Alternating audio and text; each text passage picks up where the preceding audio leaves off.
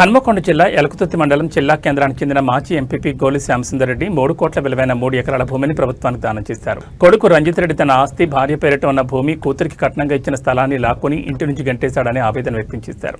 ఈ నేపథ్యంలో తాను హన్మకొండ జిల్లా కలెక్టర్ స్నేహ శబరీష్కు భూమికి సంబంధించిన రిజిస్ట్రేషన్ పత్రాలు అందజేస్తానని తెలిపారు. ఆ స్థలంలో తన భార్య గోలి వసంత పేరిట భవనం నిర్మించాలని విజ్ఞప్తి చేశారు. అంతేకాకుండా నిరుపేదలకు నా ఆస్తి దక్కాలన్న ఉద్దేశంతో అందజేసినట్లు తెలిపారు. అదేవిధంగా నేటి సమాజంలో తల్లిదండ్రులను పట్టించుకునే వారికి ఇది ఒక గుణపాఠంగా ఉండాలని నా యొక్క కోరికను వెల్లడించారు. తల్లిదండ్రులను చేరదీసి వారి సంపాదించిన ఆస్తులను అనుభవిస్తూ తల్లిదండ్రులను పట్టించుకునే వారికి ప్రభుత్వపరమైన చర్యలు తీసుకోవాలని వేడుకున్నారు. గోలి శ్యామసుందర్ రెడ్డి ఎలకుతుర్తి గ్రామం మండలం ఎలకుతుర్తి జిల్లా హన్మకొండ. నేను ఇక్కడ 2006 నుండి 2011 వరకు ఎంపీపీగా పనిచేసినాను, సేవలు అందించిన. తర్వాత 2021లో నా భార్య కరోనాతో చనిపోవడం జరిగింది. అప్పుడు నేను చాలా డిప్రెషన్కి గురై హన్మకొండ ఉన్నటువంటి నా ఇంట్లో ఉండేవాడిని. అప్పుడు నాకు కుమార్తె ఇద్దరు ఉన్నారు. వాళ్ళకు మంచిగా చదివించి ప్రయోజకులను చేశాను నేను. తర్వాత నా భార్య చనిపోయిన తర్వాత డిప్రెషన్కి గురైన సందర్భంలో నా కొడుకు నన్ను కొట్టడం తిట్టడం చేసి ఆ ఇల్లును అక్రమంగా తన పేరు మీద బదలాయించుకొని ఇంటి నుండి నన్ను గెంటేయడం జరిగింది. నేనప్పుడు వచ్చేటప్పుడు కూడా నేను రానని, ఎట్లని అక్కడ ఎట్లుండాలి, ఏం చేయాలి, ఉంటుంది అంటే అవసరం లేదని నన్ను గెంటేయడం జరిగింది. అక్కడ నుండి ఇక్కడికి ఎలకుతుర్తికి రావడం జరిగింది. ఇక్కడ ఒంటరి జీవితం ఇక్కడ గడుపుతున్నా.